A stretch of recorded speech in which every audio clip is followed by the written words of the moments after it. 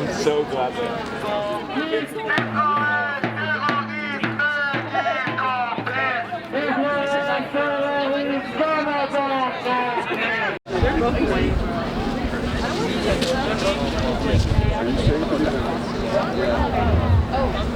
We're here now.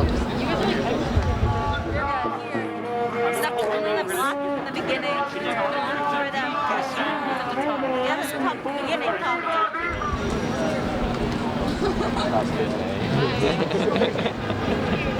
Now I'm FKA.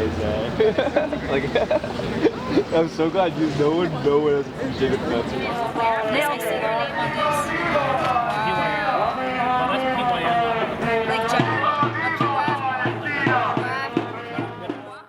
Today we're gathering to bring some visibility to Sudan in solidarity with Gaza and the encampment. In general, there is a long history of solidarity between Black and African struggles and Palestinians. The relationship of solidarity is easier to understand when taking into consideration the parallel experiences of being Black and being Palestinian. The imperial war machine's dehumanization of Palestinians works in tandem with the normalization of violence enacted on Black and African bodies, which is embodied by the lack of media coverage and public outcry about what is going on in Sudan currently. From African American activists sharing tips on how to deal with tear gas with Palestinians during the second Intifada, and more recently, Palestinians sharing similar advice with protesters in Ferguson on Twitter, to waving the Sudanese and Palestinian flags alongside each other, our struggles are interlinked and inseparable. And with that, I would like to talk about Zionist involvement in the destruction of Sudan, framing Sudan in a relationship of Black-Palestinian solidarity. There are various Israeli interests at stake in Sudan, starting with the Abraham Accords, which Sudan joined in 2020. It is in Israel's interest to ensure that whoever wins in the ongoing power struggle will be committed to normalizing Zionist ties, and since the overwhelming majority of Sudanese citizens stand with Palestinians and stand aggressively against normalization, erasing civilian existence and legitimizing the prospects of a military regime continuing to govern Sudan is in their best interest. Israel wants to indoctrinate as many states as possible into its normalization regime and knows it cannot do that in countries with popular representation. Therefore, whether it be implicitly or explicitly, Israel reaches its colonial claws into African and Arab countries seeking to preserve authoritarian political order. By engaging in diplomatic relations with genocidal military generals in Sudan, in order to normalize its own genocidal campaign, Israel simultaneously spills Sudanese and Palestinian blood. I would like to say a few words on what solidarity means. I would like to say a few words on what solidarity means before I pass the mic on. We must frame solidarity as a mode of being, something we embody as opposed to we must embody solidarity as opposed to something that is transactional. Looking at solidarity through this lens is very integral to collective liberation. The conditions in which genocide and colonialism exist in Sudan and in Palestine provide a framework for solidarity. Both Sudanese and Palestinians' identity pose a threat to their oppressors, causing generational trauma, cultural repression, and most importantly, steadfast resistance. Under decades of instability, the Islamist deep state in Sudan and the Zionist occupation have gone to inhumane lengths to erase civilian existence, and the insatiable hunger for liberation. The parallels of these imperial aggressions shows that imperialists are united, so therefore, as victims of imperialism, we must be united as well. What is currently unfolding in Sudan and in Gaza are not coincidental. Rather, they serve as testaments to the rising will of the people under global imperial oppression. Coalition building is integral to keeping this momentum. And now I would like to pass the mic off to two speakers we have today, Doha El-Mardi. She is a Concordia student and organizer of the Sudan Solidarity Collective, and Yasser Isa, a Sudanese social justice activist. And then afterwards we'll have a couple of poetry performances.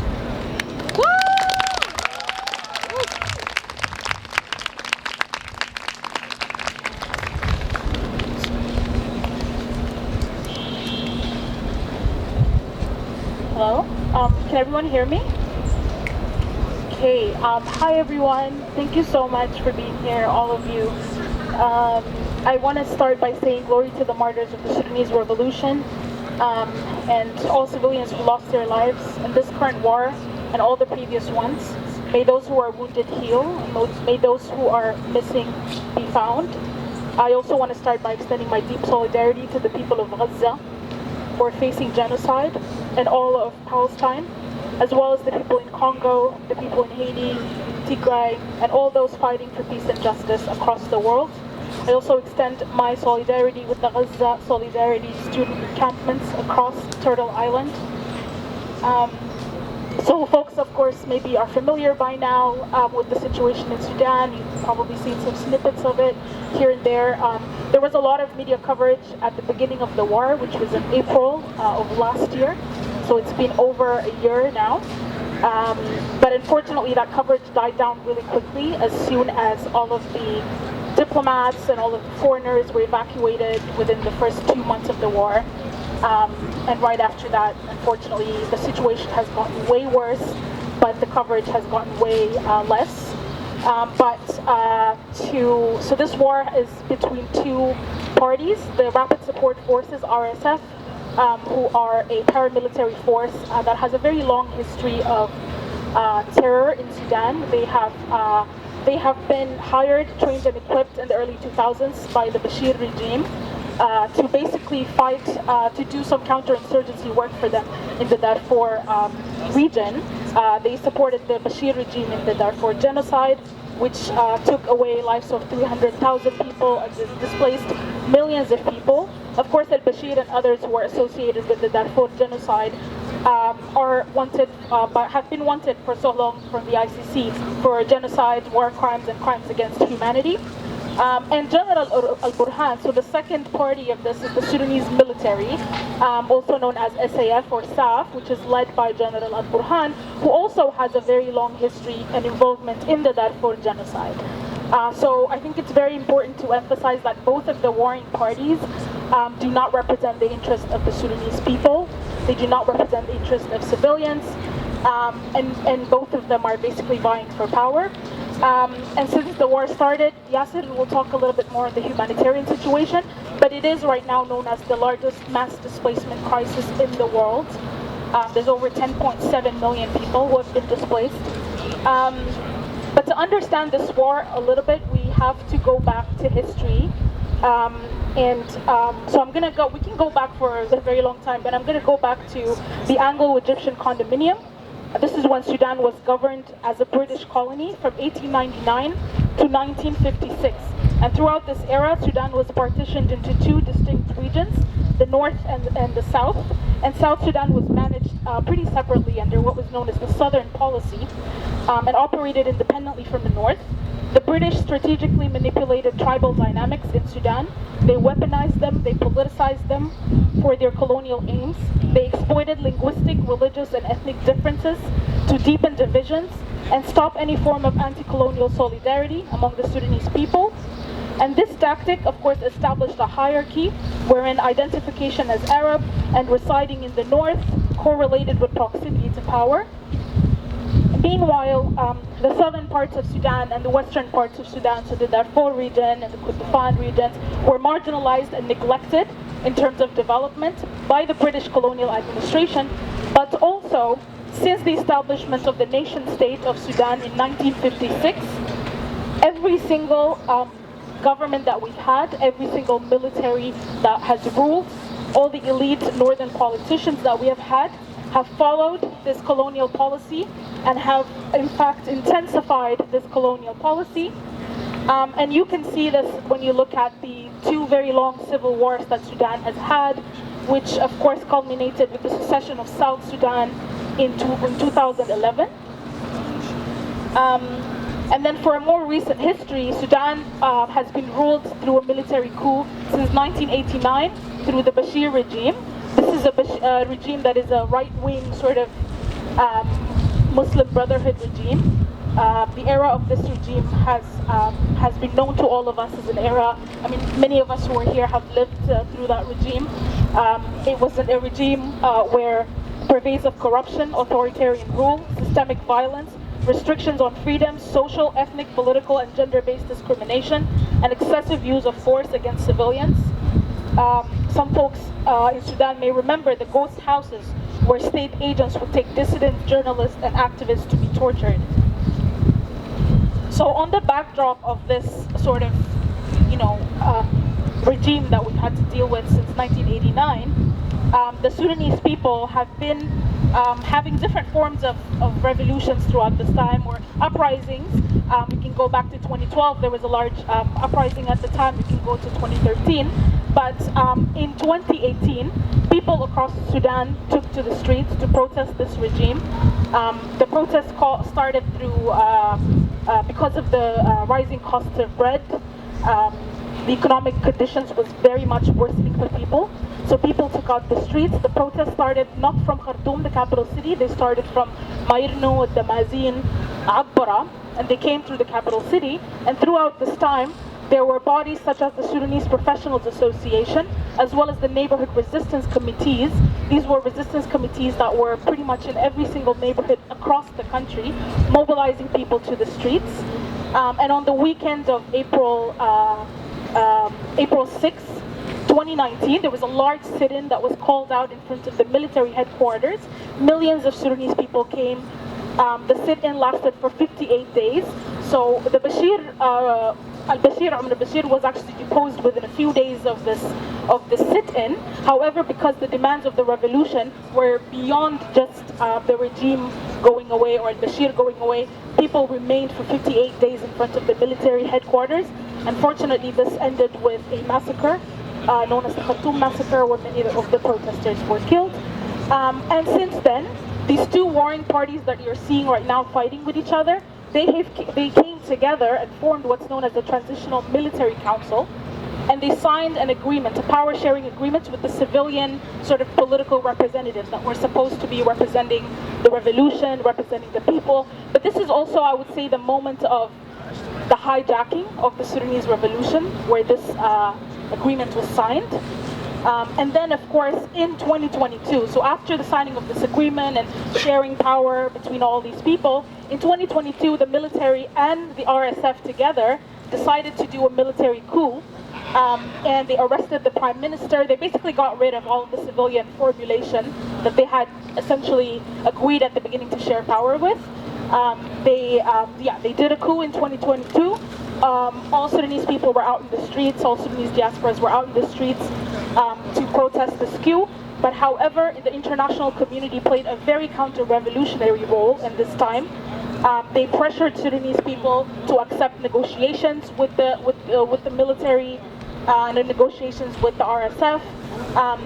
And soon after, there was an agreement that was actually signed, a US and UN brokered agreement that was signed between these two parties. Again, while this was happening, people were still protesting in the streets. Neighborhood resistance committees were still very strong. But unfortunately, as you saw, the progression of this is that in last year in April, both of the RSF and the military decided that they don't want to work with each other anymore, and only one of them can have power. So the war broke out in Khartoum, of course, extended to all parts of the country. But what I really want to emphasize in this, first of all, is that this war is a continuation of all these earlier wars and conflicts that exist. It's not existing in a vacuum. It didn't just happen. And it's an extension of these colonial dynamics that I mentioned that have worsened as a result of various regimes, governments, counter-revolutionary forces, and foreign interventions. Sarah mentioned some of those interventions, like the normalization with Israel, which took place in 2020, and the signing of the Abraham Accords in 2021 by the Transitional Military Council under pressure from the Trump administration in exchange to remove Sudan from the state-sponsored, the list of state sponsors of terrorism. Because remember, Sudan has been under US sanctions since Clinton era for this. And also in exchange of a $1.2 billion loan. And of course, as Sarah mentioned, the Sudanese population has always stood in solidarity with Palestinian people, and this act was rejected by the people. Israel has strategic interest in Sudan due to geographical and political reasons. Israel has long been involved in the affairs of Sudan, dating all the way back to the 1950s with what's known as the Periphery Doctrine. Another key player in this situation is the Gulf countries. So the United Arab Emirates and Saudi Arabia, they have been a key player in this war, exploiting Sudan's resources for decades. Since the early 2000s, the Saudis and the Emiratis have invested over $27 billion in Sudanese lands, real estate, and infrastructure. Needless to say, these deals are mostly done by the Bashir, with members of the Bashir regime, with military agents, and with capitalist business tycoons in Sudan. And the UAE has also been supporting the Rapid Support Forces militia during this war in a number of ways. Notably, the RSF militia controls many of the gold mines in Sudan. A lot of the gold mine in Sudan finds its way smuggled to the United Arab Emirates through the militia. And it's also important to remember that Sudan is the third largest producer of gold in Africa. Canada also has a record of involvement in war-related activities, often by turning a blind eye to private entities such as the PR lobbying firm based in Montreal, which is owned by a former Mossad agent, as well as the Canadian oil and mining company, London Group.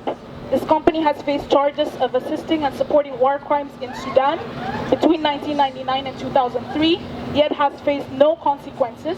Canadian mining companies constitute a significant portion of mining sector, causing destabilization in many communities across the world.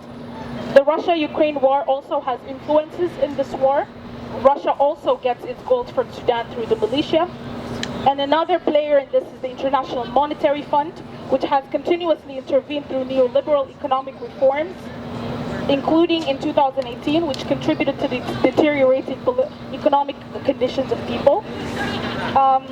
So all of this to say is because we are seeing so many different things being said. People are saying this is a civil war. It is not a civil war.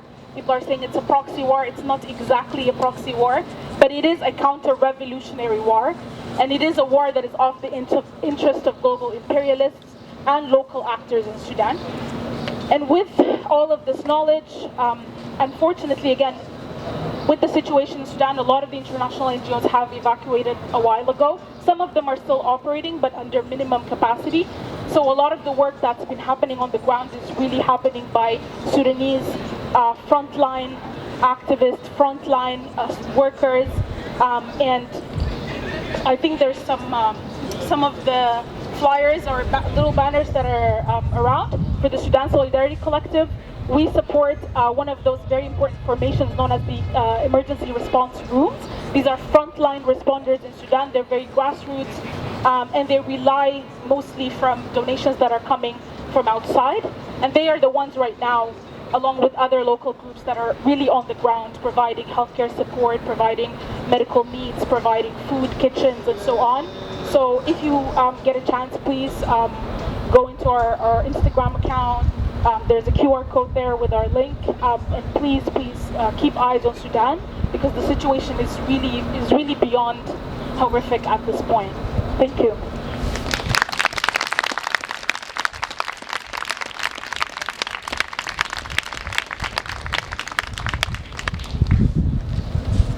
Hello everyone, thank you Duha and the previous speaker as well. Can everybody hear me? Yeah, alright. My name is Yasser Isa and I am Sudan. My name is Yasser Isa and I am a Sudanese activist and a supporter for social justice. Okay.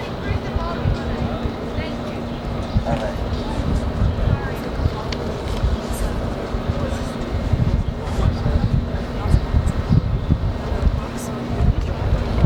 Hello.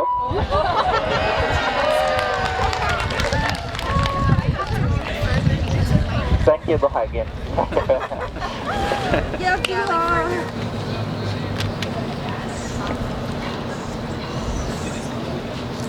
So thank you again. My name is Yasser Isa and I am a Sudanese activist and a supporter of social justice. What Duha said in line with all what is happening now in Sudan, and first of all allow me to acknowledge that. I'm speaking to you from the Kenenike land, the indigenous people and the owners of the land that we're sitting in today. And as an invited guest, I'm honored to be here and speaking to all of you as well, because if we do not acknowledge that, we are not acknowledging the social justice and the solidarity we show to each other here.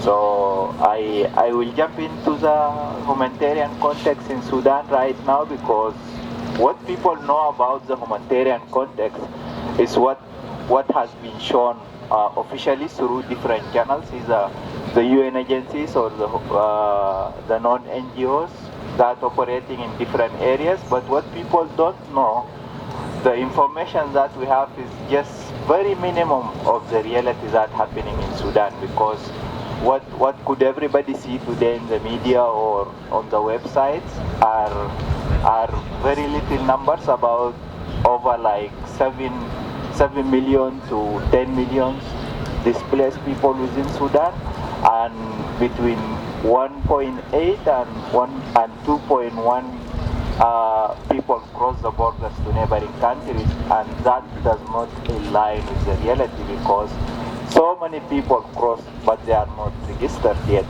and so many people within Sudan displaced from areas and separated, but they are not also registered within those UN agencies. What I'm trying to say here, like, even NGOs do not have access to areas where people are isolated, and whatever they're speaking about is what they could only register officially and track down. And now in Sudan, like, the humanitarian situation is so much worse. There's no hospitals, there's no internet, there's no electricity, so it's very hard to track or have the right data about what's going on in the ground. And what we're requesting for is just a support for what Duha was sharing with different ground operating agencies and bodies from the neighborhood committees who are trying their best to operate and cover the gaps that we have in the humanitarian sector within Sudan. There's areas that are not covered at all and no one knows anything about them, like the Nuba Mountain, where there is no operation for humanitarian NGOs. Darfur within Jabal Marra, there is no humanitarian operation. Blue Nile, there is no one know anything about what's happening there. And those people are cut off and left behind. Today in many areas, people saying they cannot even access water because there is no facilities to support them with those. And this is challenging generally. And as Doha said, like, this war in Sudan is not started only on the 15th of April. There's war going on in Sudan, and it's a forgotten war. Since 2002, there is a war in Blue Nile, there's a war in Darfur, and there's a war in Nuba Mountain. No one speak about it up to now. Like, people are putting eyes on what's happening in Khartoum currently, and that is not the only war we have in Sudan. So with that said, I will pass the mic to the organizer.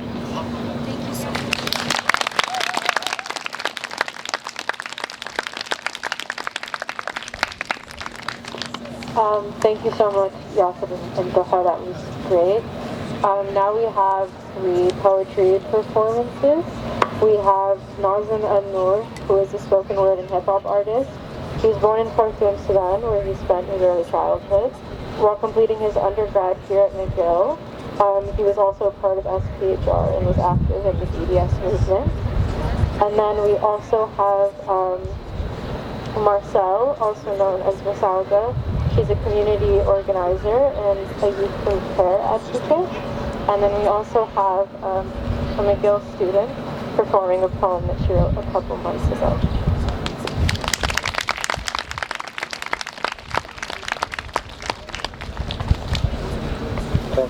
Thank you everyone who put this together, and thank all the brave souls who are doing this encampment, putting in all the good work for for generations to come.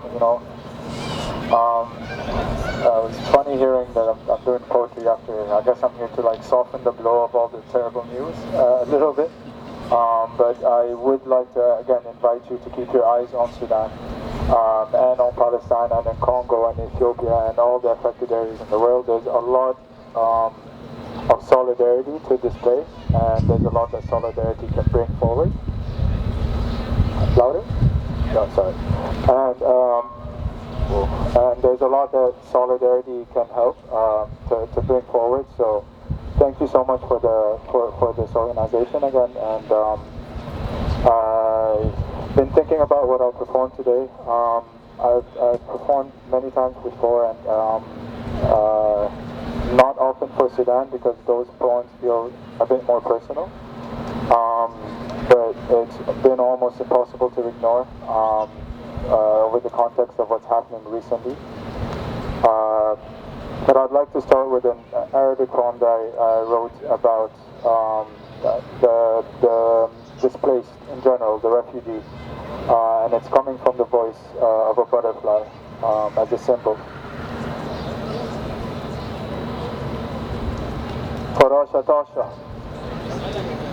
فراشة بين القلم والكراسة، شايف الألم تحت جناحها، بالراحة يا ناس بالراحة.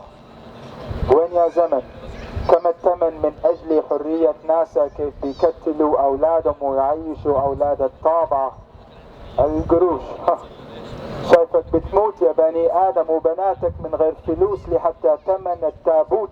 ادفنوه طيارة كارة مع هالموت أو عيازول الموت بيجيك بشكل مثلي معتوه. رحلوا وعبر جحيم سفروا حتى ينسى النعيم، كفروا حتى لا يدخل كزعيم، وربته أسأل النهر أسأل البحر إذا كانوا كالكباري، حتى ينجو الإنسان من قهر أخيه المادي. جاوب النهر جاوب البحر قال يا فراشة جعلوني مقبرة لكل أولادي. شايفك يا لاجئ إلى رحمة الإله، تبقى كلاجئ في كراس المملكات. أصبحت عري من كل الممتلكات، ولكن لسه عاوزين منك كرامتك والباسبورتات. شايفك يا لاجئ إلى رحمة الإله، تبقى كلاجئ في كراس المملكات. أصبحت عري من كل الممتلكات، ولكن لسه عاوزين منك كرامتك والباسبورتات. Thank you for listening.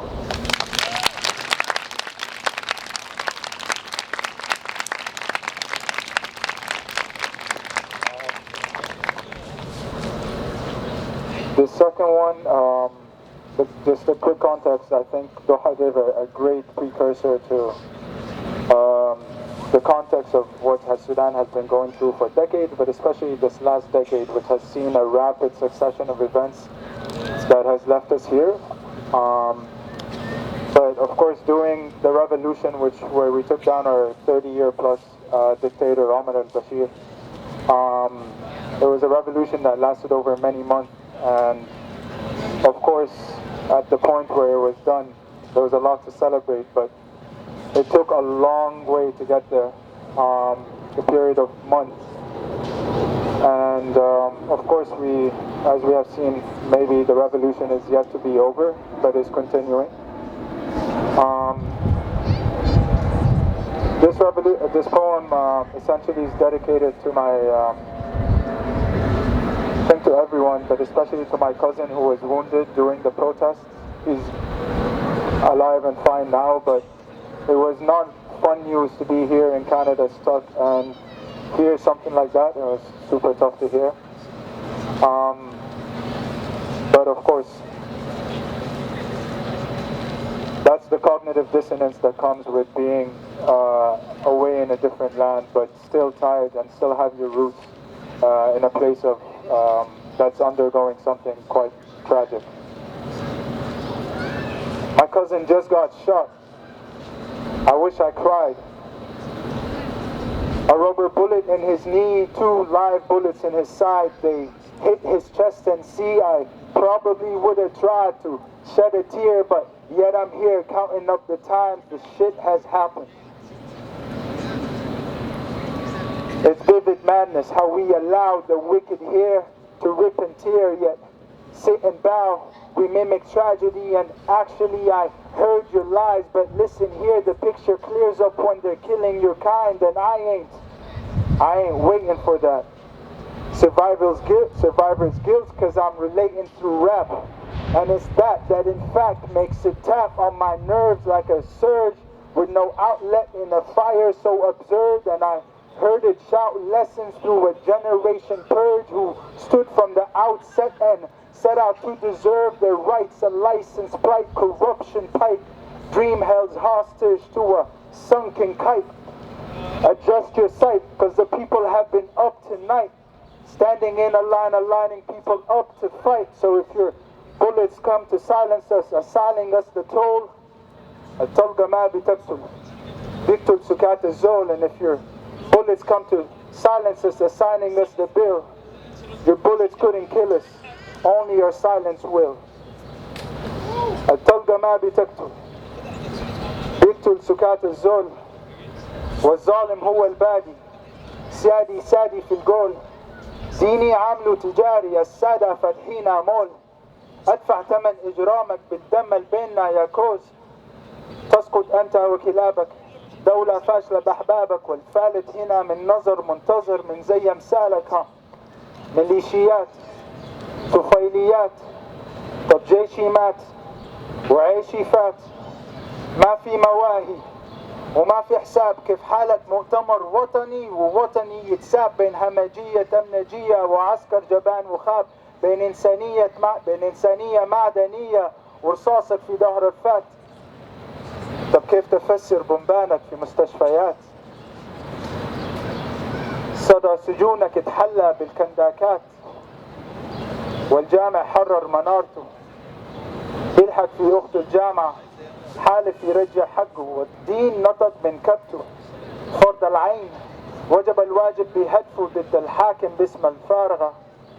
يا كلاكلة يا مدرمان من الثورات للشمباتة باسمها كان، طلعنا الخونة والعونة ونبري كمان.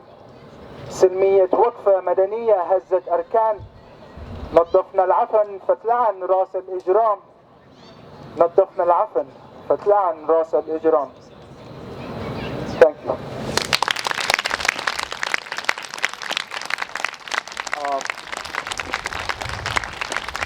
I have one last poem that I wrote a long time ago, and it's sad but unsurprising that it still applies. But I think it's something that speaks to how the seeds of hatred in one place can sprout in another place and cause the poisoning of both places all at once. And I think I can just get into it, you'll understand what I mean. I looked into an Arab boy's eyes. He looked at mine. To my surprise, the connection was readily prophesized. I saw the wounds that he carried, son of Joseph and Mary, and scars he had on his back to tally brothers he buried.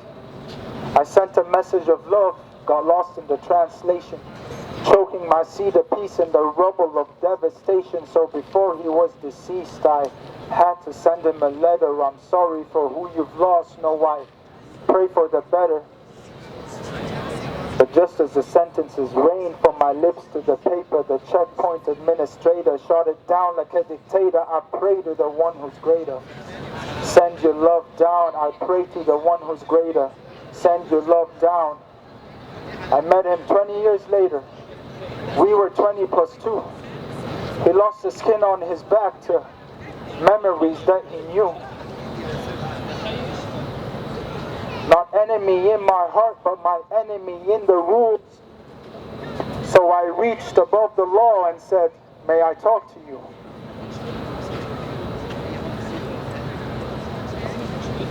I looked into the eyes of a Jew and he looked too. Something evil inside of him got me all shook through. Possibly coulda knew. Nah, probably didn't. I whispered, Alhamdulillah, and walked on through the finish. Saying Shahada ready, but stopped by a foreign force. His voice was a machete. He struck the silence with words. This wasn't part of the plan. My nerves became my dress. The same dude that I glanced, now he's staring at his death. Letters he claims he sent to members of my descent, repenting for other sins and telling me he's a friend. 20 years too late. That's what I thought inside my head till 20 years reflected off 20 teardrops he wept. The same letters I'd write, a lonely and driven child, pleading the other side, where's my church in the wild? Not a single reply and a lot of painful goodbyes. Memories overflow as I sat and swallowed my pride. Astaghfirullah. How could I let it get this bad? I was just about to blow up the pen pal I never had. Astaghfirullah, and this one goes out for you, because if humanity is one, then we all get burned when it's hell that we're traveling through. Thank you so much for listening. Appreciate it. Thank you.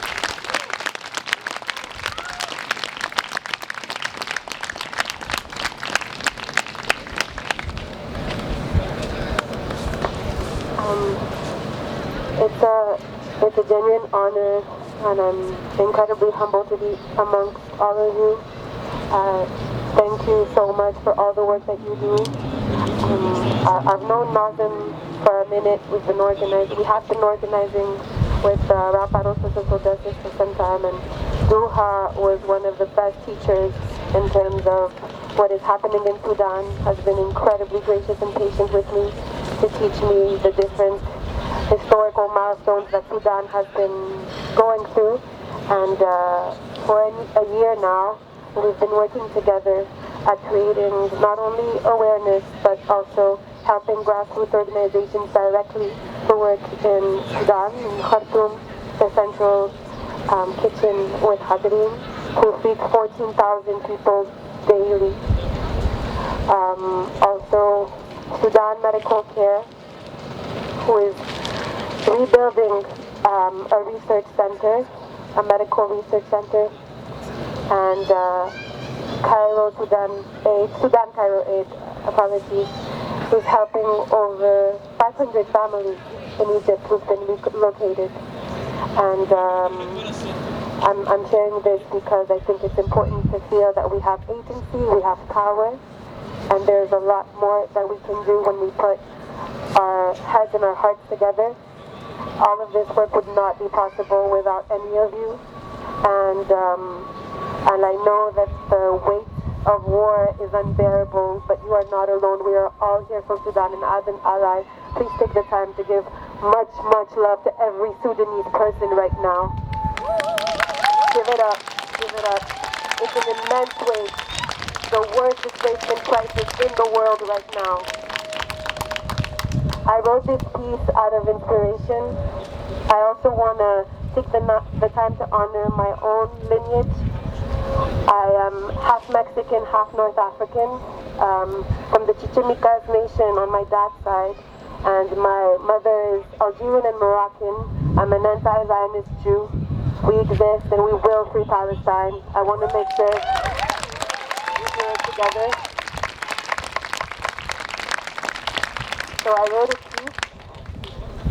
Also, apologies for my lateness. I was at a conference before, but I ran, so I'm here now.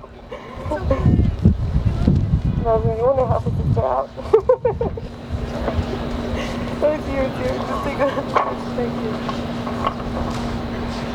So this was inspired by all the Sudanese women who have seen tirelessly work at displacing and getting their families to safety.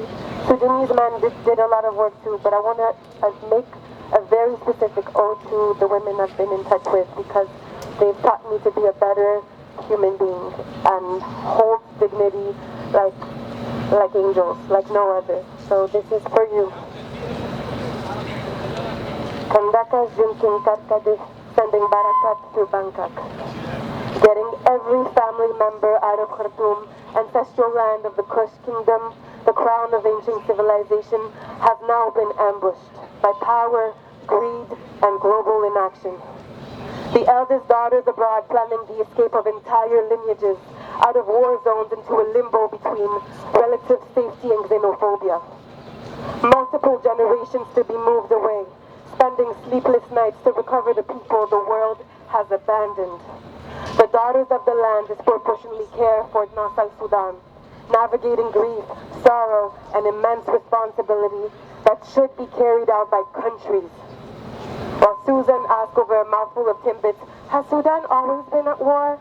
Yes, with ignorance. Bint al-Balad then swallows the bitterness of sadness and the sharp taste of survivor's guilt.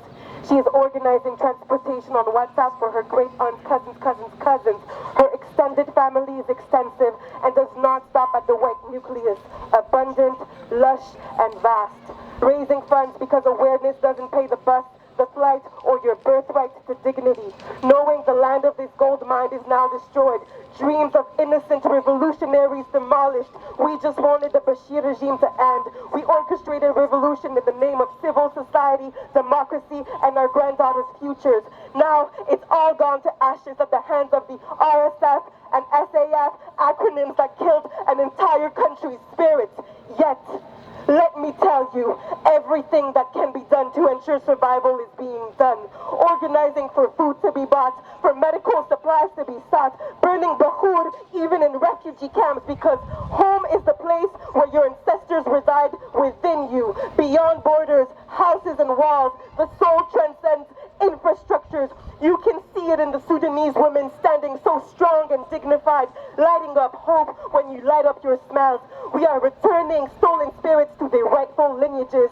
We remember that one day Sudan will be rebuilt in you, laying new foundation for an empire of love where you will be protected. You deserve the safety of softness. For all you have sacrificed, you will be inscribed in the book of life. Maktub, Kandakas drinking Karkade sending Barakat to Bangkok.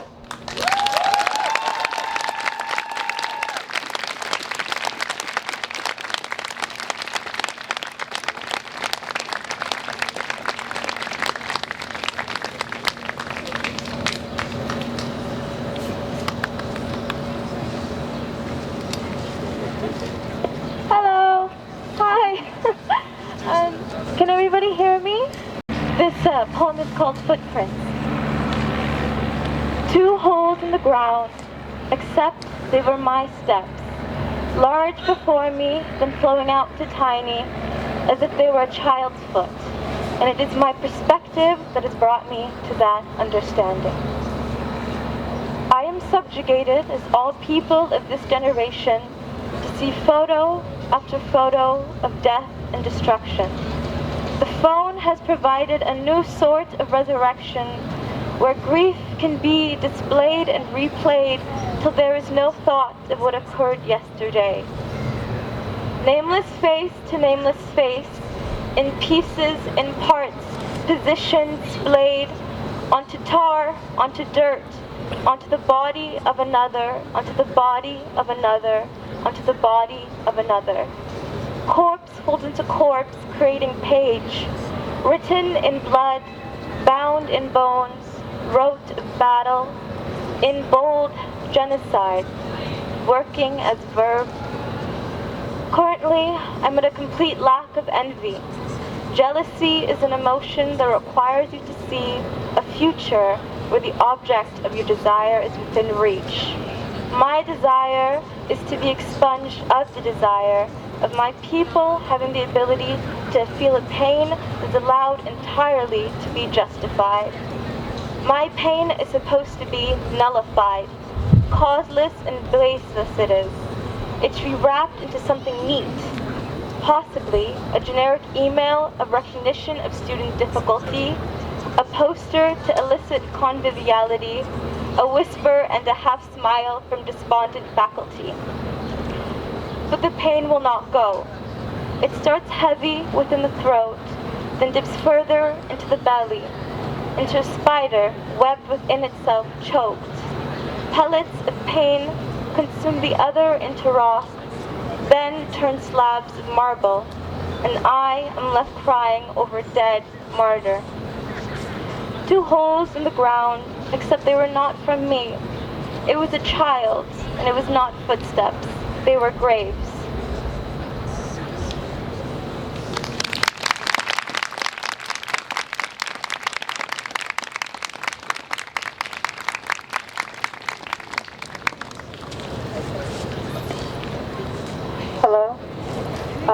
Thank you all so much for being here with us in solidarity. Thank you so much to our speakers and our wonderful poets. That was all very incredibly moving. I urge you all to keep eyes on Sudan, and hopefully in the future we'll all be with a free Sudan and a free Palestine, inshallah. Thank you all so much again. We will be having a poster making and a banner session, I think, by the tables over there, and it would be great if you guys stuck around, had some important conversations, and maybe made some posters and banners to hang around the encampment. Thank you again.